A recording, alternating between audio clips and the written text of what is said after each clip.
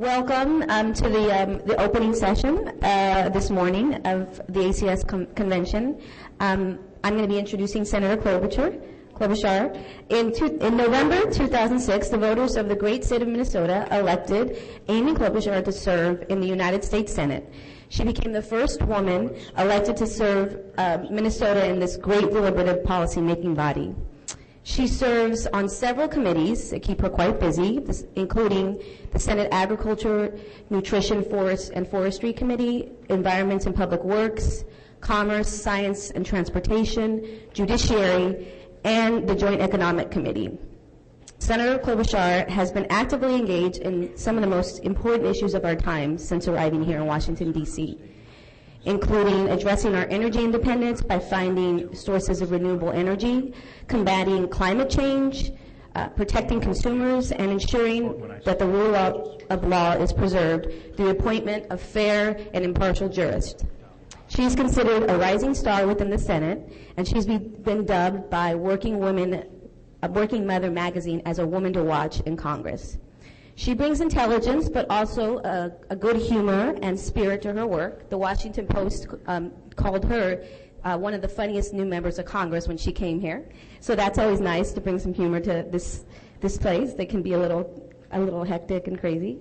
Prior to serving in the Senate, Senator Klobuchar was the first woman elected to serve Hennepin County as the prosecutor. She represented and worked in Minneapolis and the surrounding suburbs. And in that capacity, she made prosecuting violent and career criminals her top priority. She also led efforts to pass the first felony DWI law and created safe schools initiatives. So without further ado, it gives me great pleasure to introduce Senator Klobuchar. Just stay right there until she starts speaking. Oh, she's coming up the other side. That's okay. Stay right there. Well, thank you so much. Good morning, everyone. It's an honor to be here with all of you, speaking to your great group.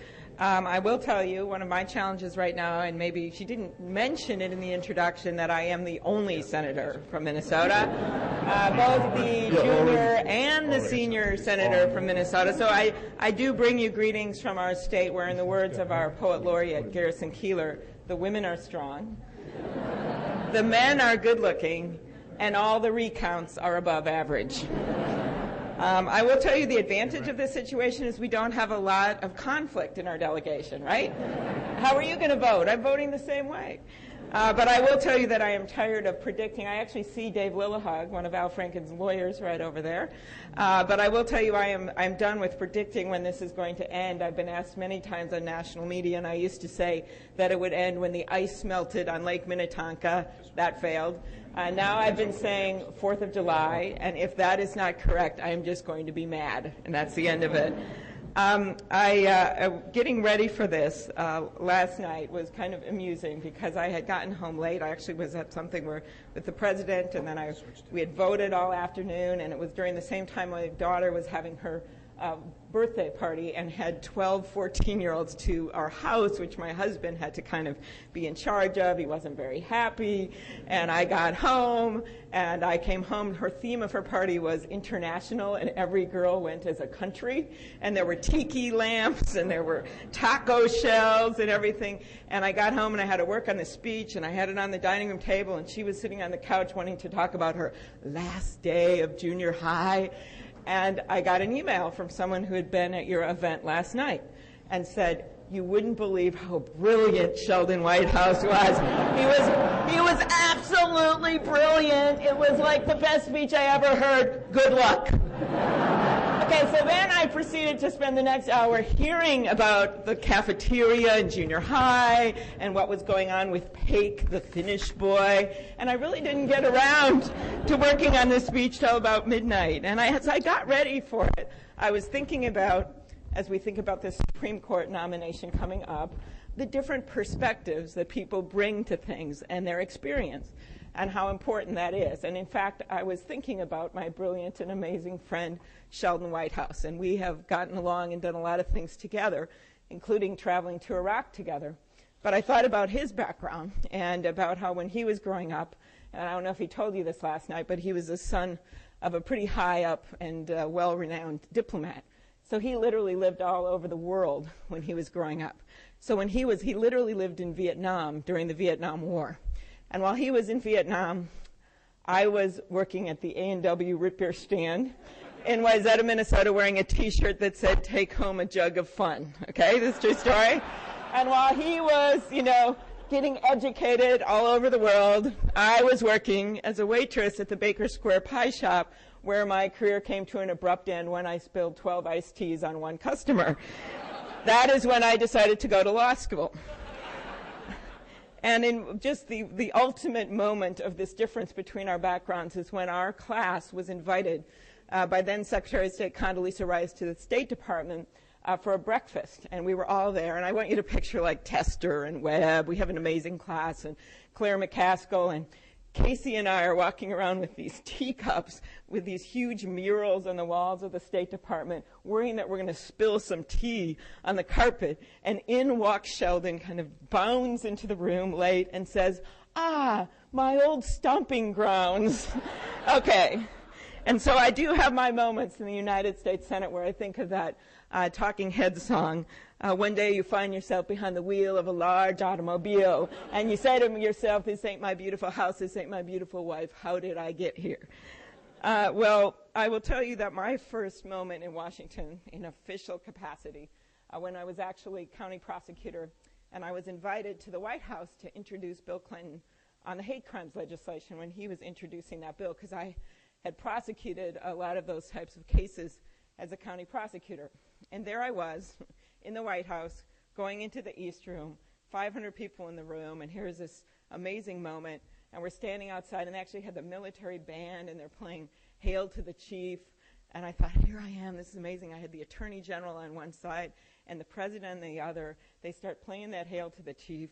I start walking in, and all of a sudden I feel this big hand on my shoulder, and this voice says, "I know you're going to do great out there, but when they play that song, I usually go first."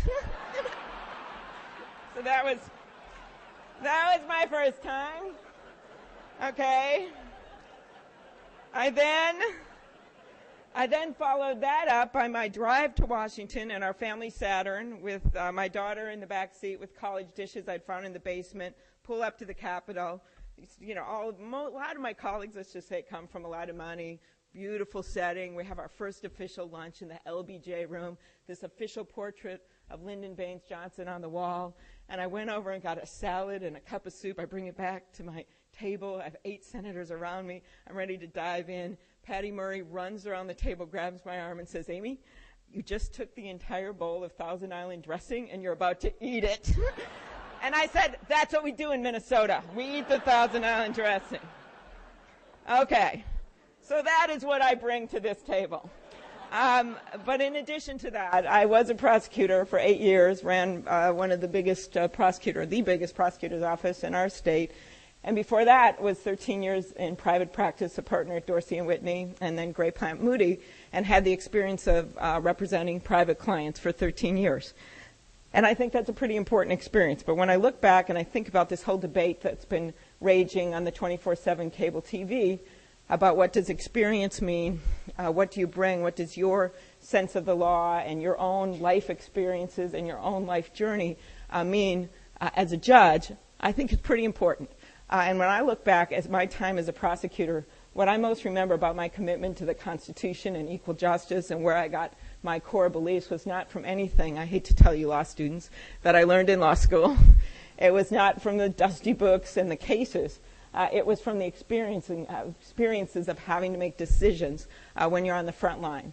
And the one I most remember, and Dave will remember this as well, was a case that we had with a judge named Roland Amundsen. And he was on the second highest court in Minnesota, the Court of Appeals. And he was very well respected, a leader in the judiciary.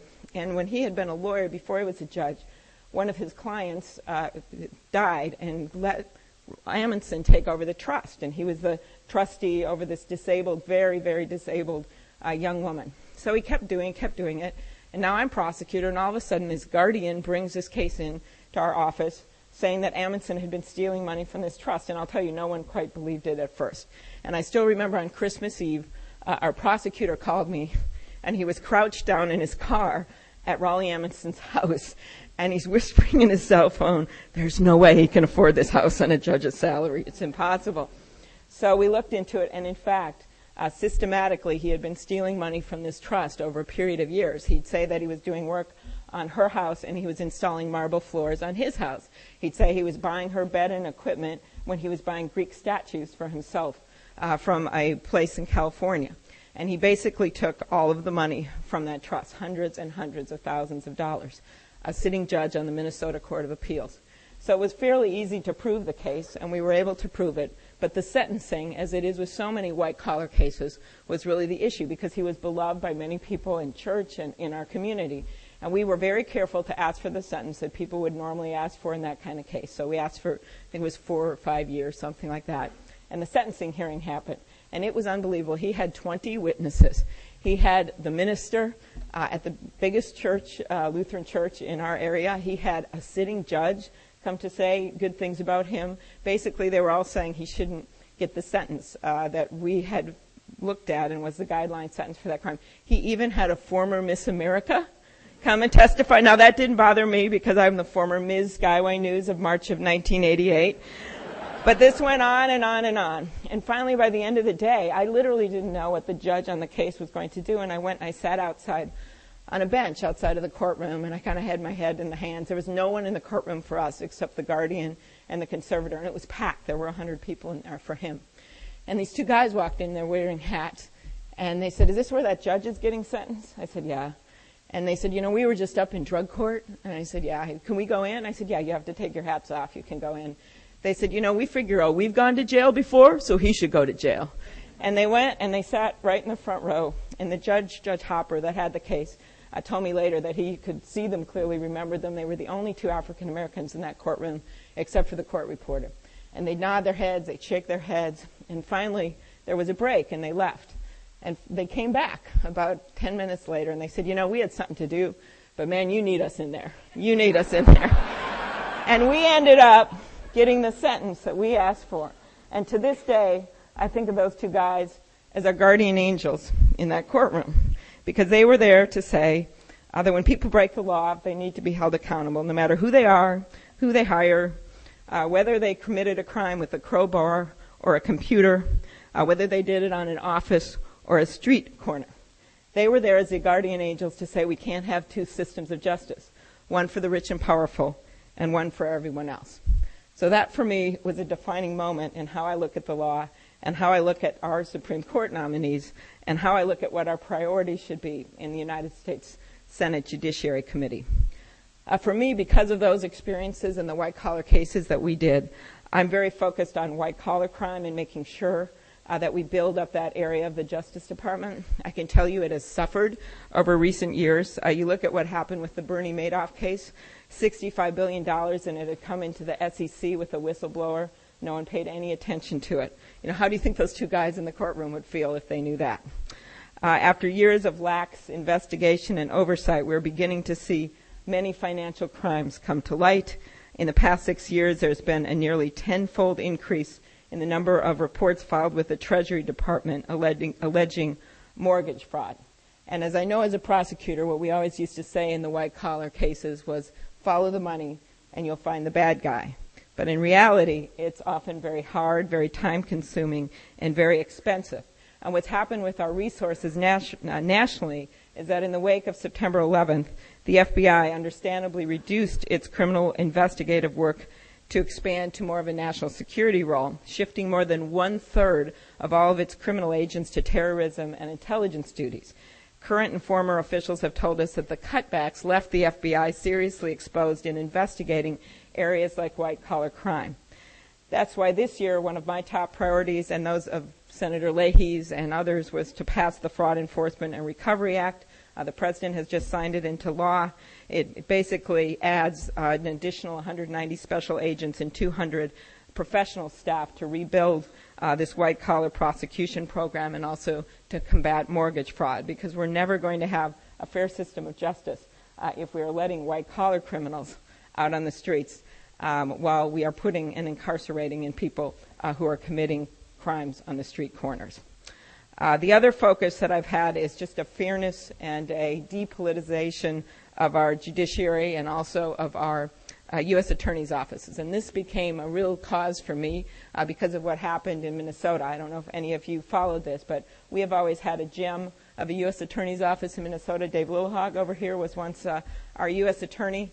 We had Todd Jones after him, and then we had Tom Heffelfinger, who was appointed by both the first President Bush and the second President Bush.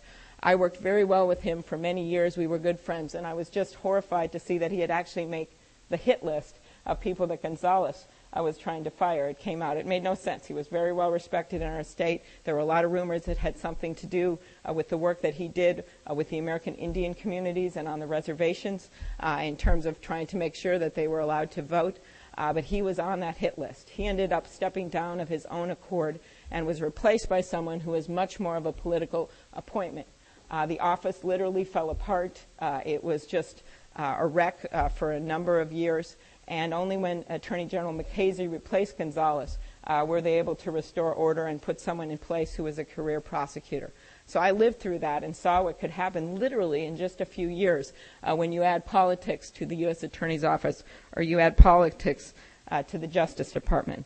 I believe that you have to enforce the law without fear or favor, and I feel like a lot of what we've been doing in my first 6 months on the Judiciary Committee is really going back and cleaning up some of these messes. And I have a lot of faith that Eric Holder is going to instill the kind of morale that we need in the Justice Department, refocus the department. But it's going to be a lot of work, and I don't think that we should neglect that as one of the main focuses as we go forward with the Justice Department and when we look at who's going to be appointed to these very important jobs across the country. Other piece of this that I take from my work as a prosecutor is just the devotion to fairness in the system. When I was county attorney, we were on the cutting edge for videotaping all of our interrogations, no matter how small the crime, and we found this to be incredibly helpful. And I went out and debated people around the country on behalf of the Innocence Project for how well this had worked in our state, protecting both defendants but also protecting cops and law enforcement because we had a clear record of what exactly had happened in those interrogations. It also made me devoted to the idea of sequential identifications as a way to do eyewitness identifications, something we experimented with and I got all the police departments to do in our county, where instead of showing the photos all at once, we showed them one at a time because it has shown that you get better recall from witnesses and less wrong misidentifications if you do it that way. It's also made me very aware of some of the disparities you can have in the criminal justice system. We just had a hearing a few weeks ago now in the United States Senate on the crack cocaine versus powder cocaine disparity. The Obama administration has come out and said they support a change and changing the way the law is right now. We've already changed it in Minnesota, and I was really quite impressed by the Republicans and the Democrats on the committee, that we all believe if the reasons given for this disparity were wrong in the first place, we need to fix them now. The last thing that I wanted to talk about, just based on my own experiences and what we're going to see as we go around the corner here into the Supreme Court nomination process, was the issue of Judge Sotomayor and some of the things that are being said, and give you some facts as ammunition to bring home with you. I come to this really as thinking everything was actually going pretty well, and the public opinion polls show that people are tending to like her and think she'll be good. But then I had an experience just a few weeks ago. I was in the Minneapolis airport, and a baggage handler who's wearing a vest came up to me, and I thought he was going to talk about wages or the Northwest Airlines Delta merger or something like that. And he said, "Hey, I got a question for you. Are you going to vote for that woman?" And I actually thought he was maybe talking about something else. And I said, "What, that judge, that woman?" And I said, "Well, I want to ask her questions, so I'm going to talk to her, and then I'm going to figure it out." And he said, "Well, I don't know how you can because, you know, she's always putting her emotions in front of the law." That's what he said. And I thought, well, we may have a little bit of work to do here. So I think it is really important for all of you to leave this conference today, and I know Sheldon focused on this a lot last night, but just with the facts, because you're going to be the ambassadors of truth as we go through this hearing, and you talk to your colleagues, and you talk to other people that you work with every day. I think you all know her story, this classic American story, the wisdom that she's going to bring to the court based on her own life's journey. Her dad died when she was 9 years old. Her mom had to support her and her brother by herself. My favorite story about her time growing up, and the judge actually told me herself that I am her mother's favorite surrogate. And I said, well, why would that be? She said, I don't know. I go, I know what it is, because on every TV appearance I bring up the fact that her mother saved all the money that she could to buy the family Encyclopedia Britannicas. That resonated with me because we had this hallowed place in our hallway for the Encyclopedia Britannicas, and it just showed the devotion that this mother had and her love for her family, this idea that no matter where you come from in this country, that you can get somewhere. As you know, Judge Sotomayor graduated as the valedictorian of her high school class, and then she got a scholarship to Princeton. She graduated from Princeton summa cum laude and Phi Beta Kappa, and was one of 2 people to win the highest award that Princeton gives to undergraduates. She went on to Yale Law School and then launched a 3 decades-long career in the law. So when people say there have been some commentators questioning if she's smart enough, I say, like, you can't make up that you're Phi Beta Kappa. You can't make up that you're like these are facts. They're numbers. You can't make them up. And the experience for me that we most talked about when I met with her that meant a lot to me was just her experience with criminal law and the fact that she'd been a prosecutor in the Manhattan District Attorney's Office. And I think when you're in law school, it's sometimes hard to remember that the law has a life of its own. It's hard to remember that the law exists outside of your books and your flashcards and your lectures. As a prosecutor, after you've actually worked, or as a criminal defense lawyer, when you've worked with defendants and when you have worked with victims of crime, you've seen the damage that crime does to individuals and to communities. You have worked with defendants who go to prison and with their families who lose a loved one to prison. You know that the law is not an abstract subject. You see that the law has a real impact on people's lives. And talking to her, as we did for nearly an hour, I got that sense as she talked about some of her cases, that she understood that, and she understood it wasn't just a book in your mom's basement that's been sitting there for years. We talked about the fact that sometimes you have to make really tough decisions about cases that you know you might lose, but you know that something bad has happened.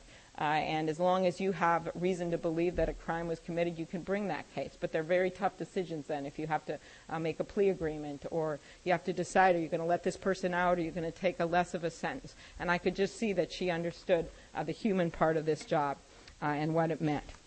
The last piece of her story, of course, is her record as a judge. She's been a judge for 17 years, 11 years as an appellate judge, and 6 years as a trial judge. So remember these facts as you're talking to people in the next month or so. She was appointed by George H.W. Bush. He gave her the first job as a federal judge in the Southern District of New York.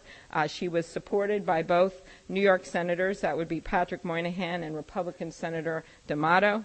And if you watch television or read newspapers or read blogs, basically, as long as you haven't been living in a cave underground for the last several weeks, you know that she's been called some pretty bad words by a lot of commentators. And what they've done, I've realized, is they take one word out of a speech or one sentence out of speech and using these as very limited data points. But in fact, when you look at her record, you have 17 years of really reasoned decision-making. I'm sure there's some people in this room that would like her to be more of an activist judge, that wouldn't agree with some of her decisions. But the criticisms that we're getting from people in the Senate and from around the country are trying to make her into some radical, trying to make her into some activist. When the fact is, and this is what I actually told the guy on the tram, when she's been on a 3-judge panel, and there's been a Republican-appointed judge with her on that panel, 95% of the time they've agreed on the same decision. She's participated in more than 3,000 panel decisions, and she's presided over roughly 450 cases. And as the President has noted time and time again, she brings more federal judicial experience to the Supreme Court than any other nominee we've had for the past 100 years. One of the most interesting criticisms that I've seen, and maybe this is just from a woman's point of view, about her is that some people, and it's usually anonymous people, have complained about her attitude on the bench. According to one news story about the topic, the judge developed a reputation for asking tough questions at oral arguments and for being sometimes curt with lawyers who were not prepared to answer them. Okay, now this sounds a little familiar to me. All right, and so at least where I come from, asking tough questions and having very little patience for unprepared lawyers is the very definition of a judge.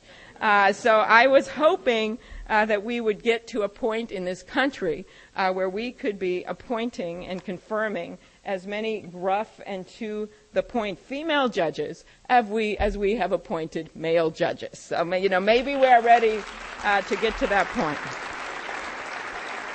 So, in the end, we evaluate these judges. We never know exactly how they're going to turn out, but we evaluate them based on their experience. And we've actually had some interesting experiences in Minnesota with two of the Supreme Court appointments. Justice Berger and Justice Blackmun both came from our state. And it's well known that Justice Blackmun had a very humble manner. Some of us in Minnesota, I think they called him the justice from Lake Wobegon, and Garrison Keillor himself praised him as the shy person's justice. But what you need to know, and this is just an example of someone coming from a different background, Blackmun grew up in very modest circumstances in a working-class neighborhood in St. Paul. He was able to go to Harvard only because he got a scholarship, and he had to work his way through Harvard Law School. Much has been made about the evolution of his opinions over 24 years. He came to the court as Richard Nixon's Law and Order nominee, recommended by his childhood friend Warren Burger, and vetted by none other than William Rehnquist. One thing that didn't evolve through all the years, however, was Blackmun's sense that he was an outsider in the privileged world from which he had come into. In his post-retirement oral history, he said, "I suppose growing up as I did there on the east side of St. Paul, the people I knew were people of not great influence politically or by wealth or otherwise. They lived on the other side of town, and naturally I probably had empathy for them." Of course, Justice Blackmun's tenure on the Supreme Court also highlights the independence of our judiciary. Much like the tenure of Justice Souter, who Judge Sotomayor has been nominated to replace, we can't always predict what road a particular justice might travel. Our most respected and accomplished jurists have resisted ideological pigeonholing, frustrating those who thought they would mechanically dispense decisions according to some neat ideological formula. Intellectual curiosity and independence, not rigidity, are the hallmarks of our best justices, and that's what we should be looking for in a good justice. To use President Obama's words, I hope that Judge Sotomayor will bring her to her nomination hearing, and indeed to the Supreme Court itself if she is confirmed, not only the knowledge and experience acquired over a course of a brilliant legal career, but the wisdom accumulated from an inspiring life's journey. So to conclude here, all of you today in this room have your own wisdom that you have acquired on your life's journey. So I ask that you use that wisdom and apply it. Apply it to the work that you do. Apply it, if you can, to help us in Congress to make the best decisions that we can as we face these difficult economic crisis and the international work that we're doing. And apply it to get the word out there and to get the truth out there about this nominee. For you truly are playing the roles, just as those two guys did for me in that courtroom, as the guardian angels of our courtrooms and of our Constitution and as our justice system. Thank you for being here, and thank you for the work that you do.